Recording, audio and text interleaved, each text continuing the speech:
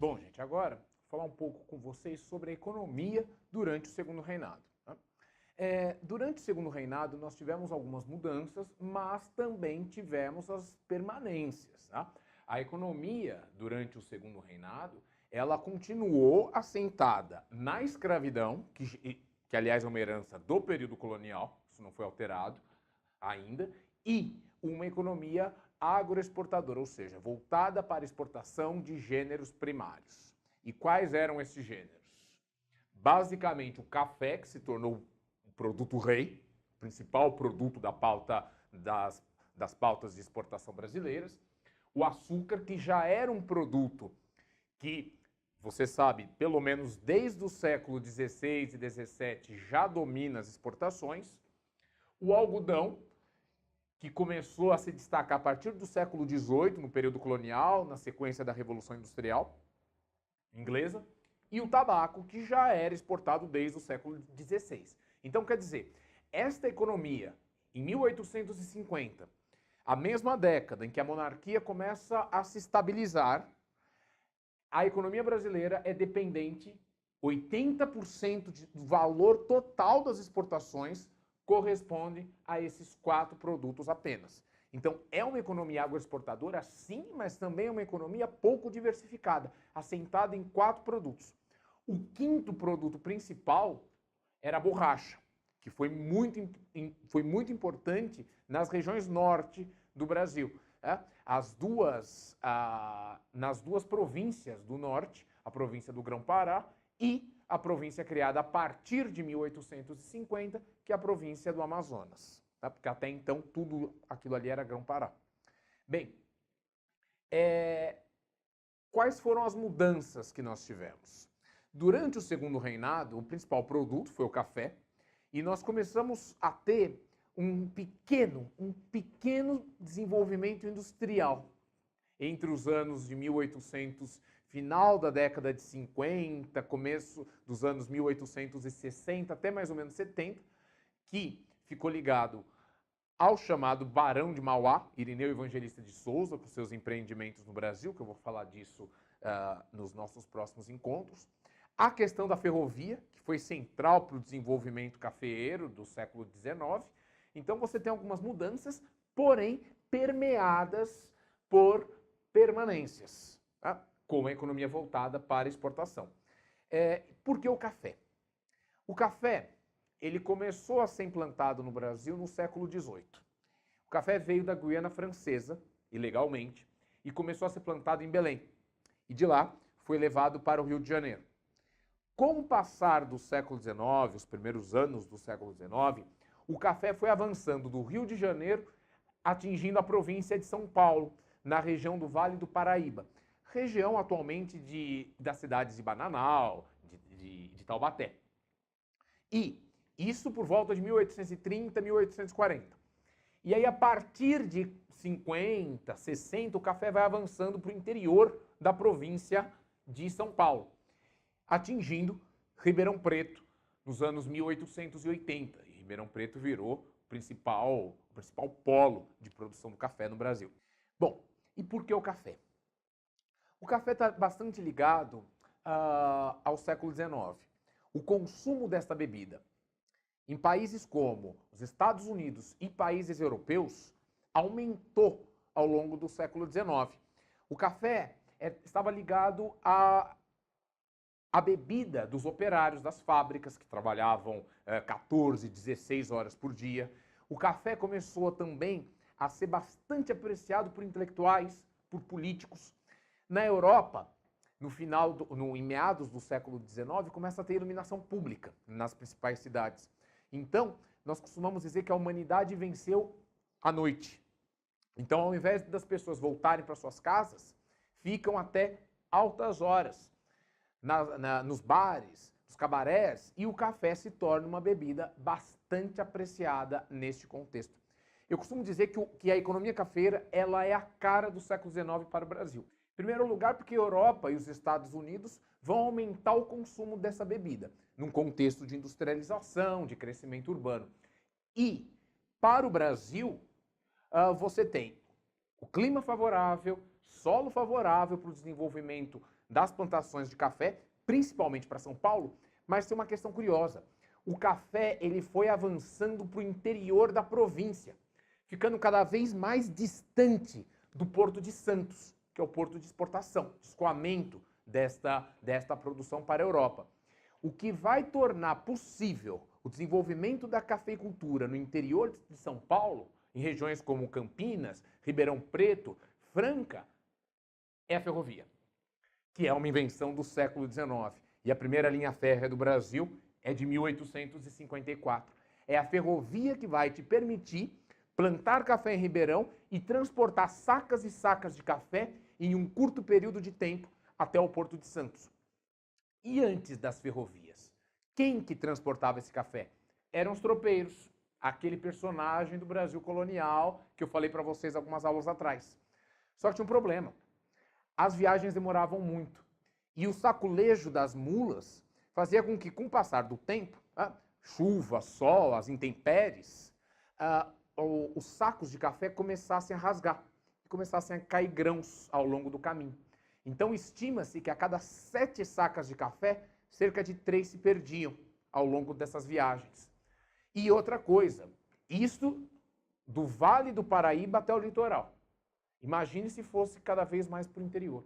O café ia chegar estragado para o Porto de Santos e ia chegar praticamente nada, né? Porque se do Vale do Paraíba até Santos, de 7 sacas, cerca de 3 se perdiam, imagine até Ribeirão Preto. Tá? Então, a ferrovia se tornou essencial para esse desenvolvimento do café. O café, na década de 1830, ele corresponde a 20%, cerca de 20% das exportações do Brasil. Ele ainda está em segundo lugar. O açúcar representava 22%. A partir da década de 30, o café vai adquirindo uma importância cada vez maior para a economia brasileira, superando o açúcar. E em 1880, o café corresponde a 60% de todas as exportações brasileiras.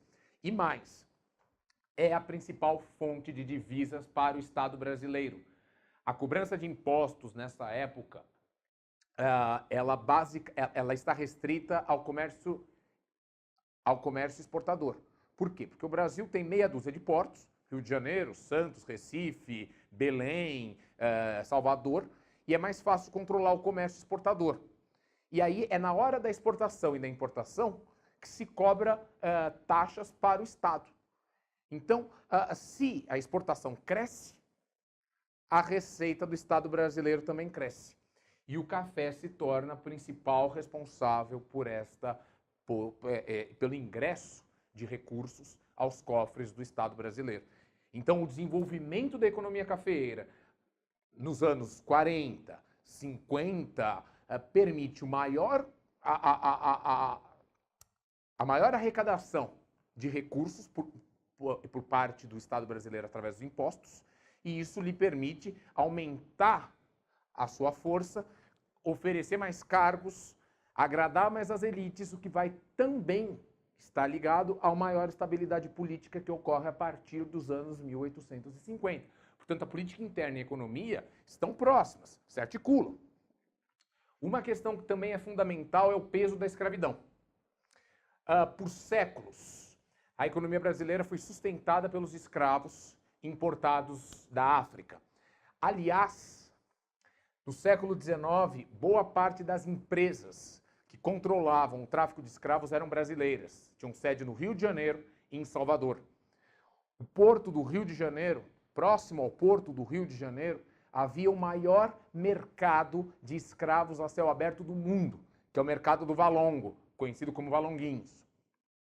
O que vai acontecer é que, no início do século XIX, devido ao desenvolvimento industrial inglês, devido às ideias iluministas de respeito aos direitos humanos, e a Inglaterra, que está, devido às suas fábricas, desejosa em aumentar o mercado consumidor, começa a haver uma luta contra a escravidão no século XIX, no início desse século. E os ingleses vão começar a se posicionar como os grandes defensores para acabar com o tráfico negreiro e para acabar com a escravidão. A escravidão começa a ser vista como algo impróprio, algo nocivo, um absurdo que um homem seja propriedade de outro homem. Só que o Brasil depende desta economia baseada no tráfico de escravos. Não só para mover a sua exportação, mas também empresas brasileiras vivem da compra de escravos na África e da venda no Rio de Janeiro. Então, o que acontece?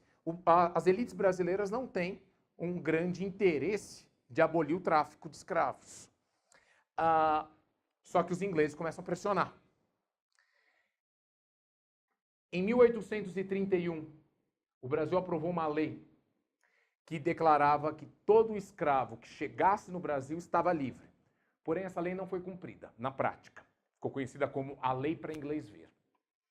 E os ingleses, a partir dos anos 1840, eles intensificaram a repressão, criando a chamada Lei do Bill Aberdeen. A Lei do Bill Aberdeen estabelecia o seguinte: todo o navio negreiro de bandeira brasileira que esteja navegando pelo Atlântico pode ser apreendido pela Marinha de Guerra Britânica. E os britânicos chegam a apreender navios nos portos brasileiros. Portanto, a pressão inglesa aumenta. 5 anos depois desta lei britânica e do aumento da pressão sobre o tráfico de escravos, o governo brasileiro aprova a Lei Eusébio de Queiroz, nome do ministro da Justiça. Esta lei extingue definitivamente o tráfico de escravos em terras brasileiras. E o Brasil começa a cumprir a proibição da entrada de escravos. Então, o tráfico negreiro acaba em 50. A escravidão ainda vai continuar. Uma outra questão que o governo aprova na mesma data é a Lei de Terras, a famosa Lei de Terras. Que a Lei de Terras vai dizer o seguinte: todas as terras devolutas do Brasil, o que é terra devoluta? Terra que não tem dono, pertencem ao Estado. E apenas o Estado pode vender estas terras para quem quiser, para quem tiver recursos para comprá-lo. Antes da Lei de Terras, as terras não eram vendidas necessariamente. Então, se você tivesse recursos para desmatar, para trabalhar a terra, você ficava com ela. Era por posse. Agora é pela compra. Esta lei, ela reforça a economia agroexportadora e a grande propriedade. E ela é muito associada à questão da abolição do tráfico negreiro. Porque com a abolição do tráfico, começa a haver uma certa crise em relação à mão de obra. E a possibilidade de trazer imigrantes como substitutos dos escravos. As primeiras experiências de trazer imigrantes para o Brasil começam nos anos 1840. Então, o que acontece?